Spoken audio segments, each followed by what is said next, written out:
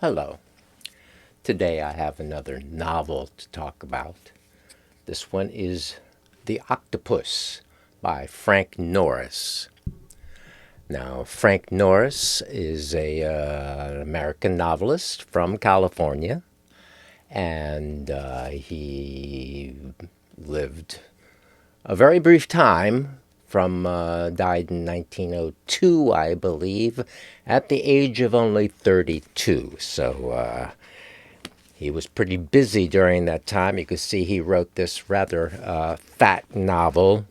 It is, in fact, over 650 pages practically. So it's quite a work, and it has a pretty good introduction written by someone else. Oh, Kevin Starr.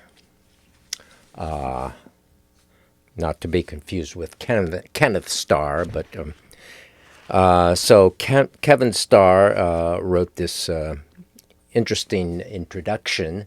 But I suggest if you want to read the novel and just have the story unfold and find out what happens to specific characters and, that kind of stuff, like not be spoiled, I would skip the reading of the introduction. I usually do not read introductions till the end of the book, and that's basically what I did, only I did, I had maybe I don't know, 100 pages left, and I started looking at the introduction a little bit, and already something was revealed that I hadn't gotten to yet that I didn't particularly want to have revealed to me. So I would suggest not reading the introduction before the novel.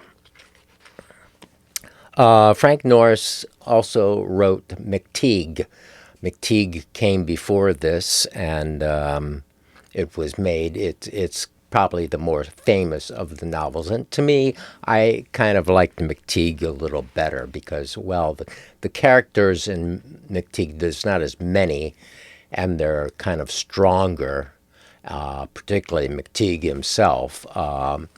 And well, it's not as long, but and it's more famous because it became a movie. Actually, I'd seen the movie before. I actually saw the movie on acid, I think, for the first time. And the movie is Greed by Erich von Stroheim, which is notoriously a movie that he just shot and shot and shot, and it was going to be quite long, and it was ultimately trashed. A lot of it was trashed by the studio, MGM, whatever. And we still have a version of Greed that we can watch that's actually pretty good. And actually very good. And it's a tragedy we don't have the longer version, but we don't, and we have the novels. So The Octopus is, once again, well, both of these novels are essentially about greed. So this could be titled Greed as well as a movie, Greed 2, but it's altogether different. But it has connections to the same kinds of things. It's once again set in California. Greed is set in McTeague is set in San Francisco, and this one, The Octopus, is set in more of the the valley somewhere, where in between the mountains, where the farming is going on. It also has characters who were 49ers. So some of the farmers introduced in this story were actually people who had been prospecting for gold earlier and maybe had some success with that. So there is this real atmosphere of get rich quick here, and once again, like in McTeague, there's nobody in this that's particularly horribly likable. They're all humans that are trying to get a leg up. Well, there's one character who's kind of likable. That would be Presley, who's sort of a poet. He's sort of hanging around. He's sort of trying to write a big poem of the West, and according to the introduction, that's kind of a view of Frank Norris himself.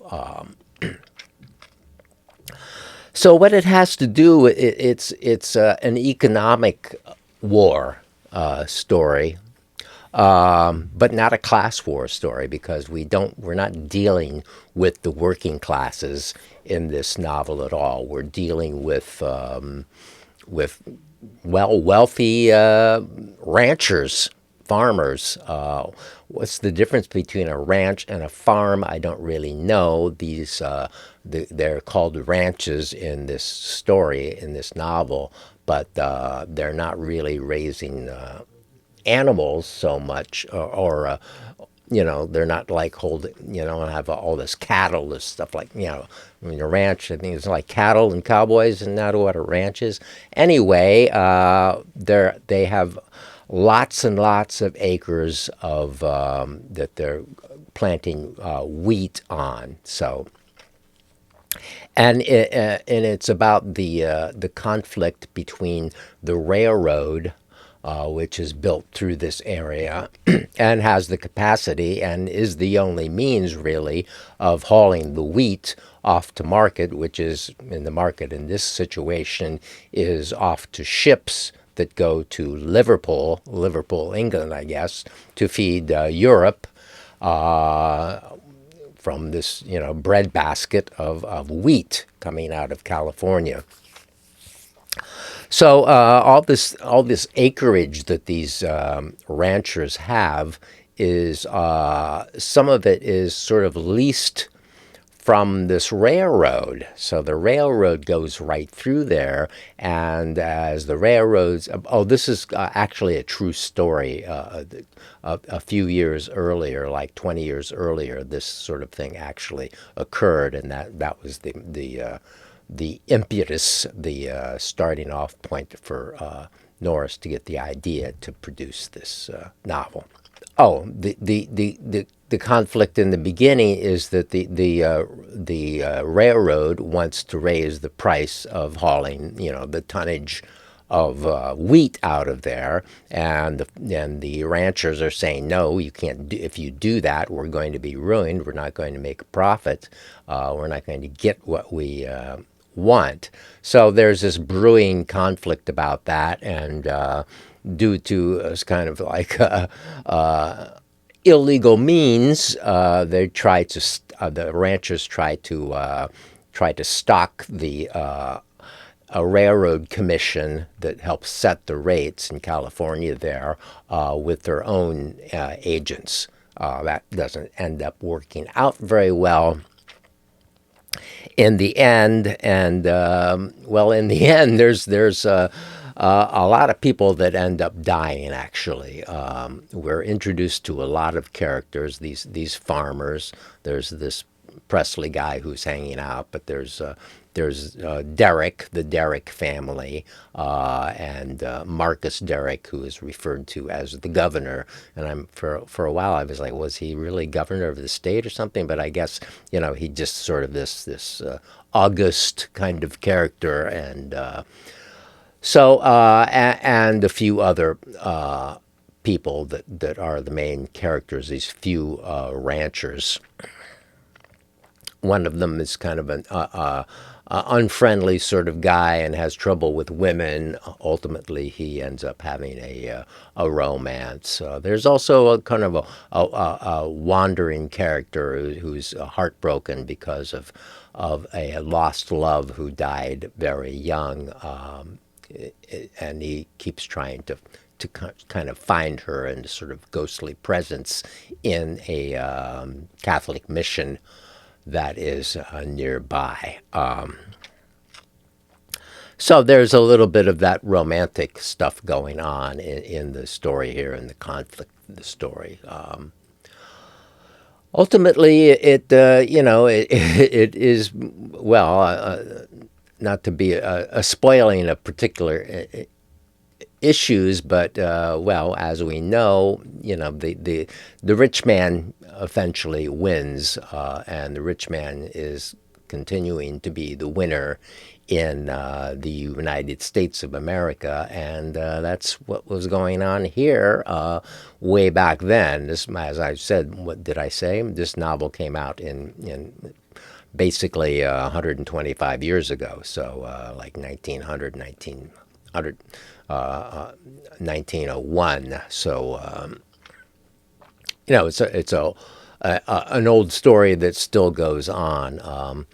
There is some very interesting scenes there's this one scene where the whole all these sort of rancher people are I guess they're getting rid of the jackrabbits. There was a lot of jackrabbits, so there's like this thing where they all get together and line up and go through the fields, and they're herding these jackrabbits, which come up out of their holes, whatever, and all these jackrabbits get herded into this corral, like as it's described, of like thousands of them. So it's a good deal of jackrabbit, and that scene devolves with the town people after doing the herding, after doing the driving of the jackrabbits, step away, and according to the book, these sort of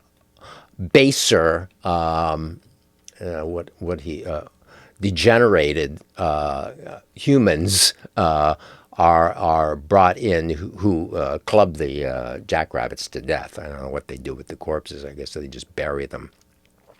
But the people who come in and slaughter them are the Portuguese and the Spanish and the Mexicans, whereas the good old Anglo people didn't have the stomach for doing that sort of thing. So it has that.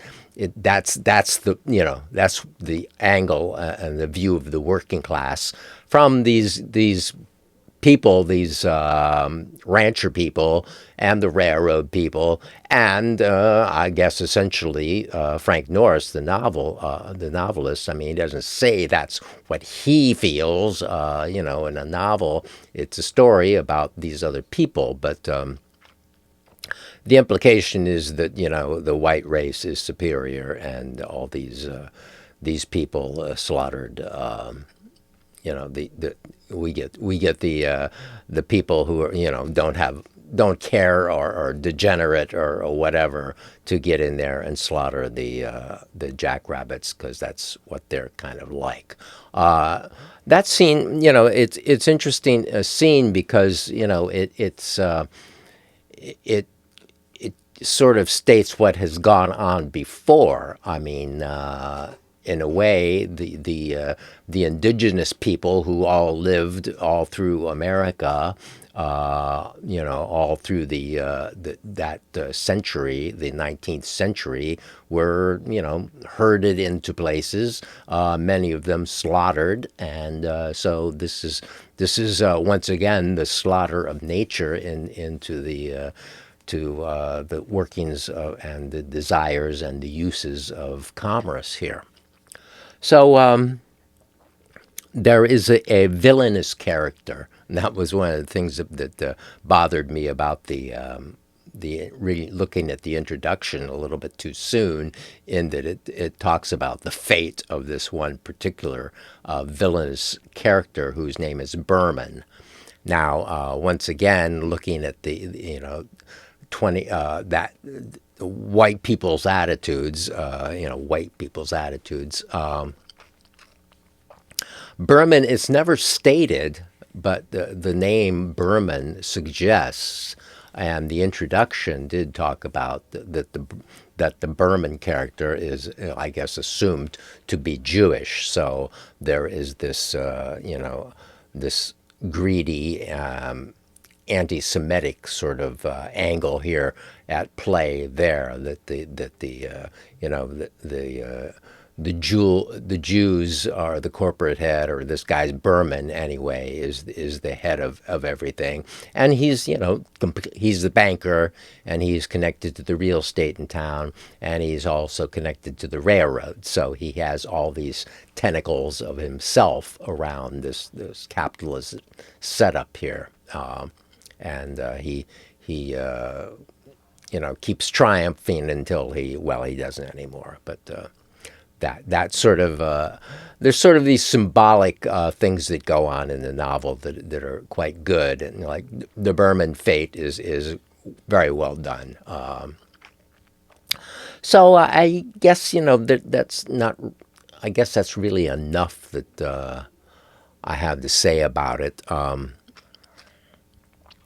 I've decided that I have all this equipment and stuff, and maybe since I'm reading all these books, I've decided that to try to make a little original song out of these novels. So there is one that I had recorded, and I will play it at the end of the video, and I'm not saying that it's like particularly good or that you should particularly listen to it, but it has to do with a scene in the sort of toward the end of the novel where a character, two female characters and a child are basically starving on the streets of San Francisco at the same time that there is a fabulous dinner banquet going on with the rich people who brought in the asparagus they're eating on a special train from hundreds of miles away because they're rich and they can do that. So you'll hear the song at the end of this, and you can click away and do whatever you want. But I'm going to try to start doing this sort of thing with these little songs, just, for something for me to do, and trying to be sort of a creative person here in my twilight years. So thank you for watching. It's a fancy dinner party in the best part of town. Point and asparagus, riding on a special train, riding on a special train. Won't they pick yesterday?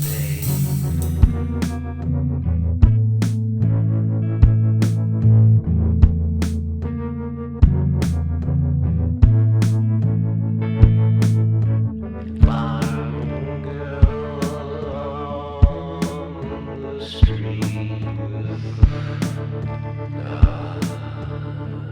sad.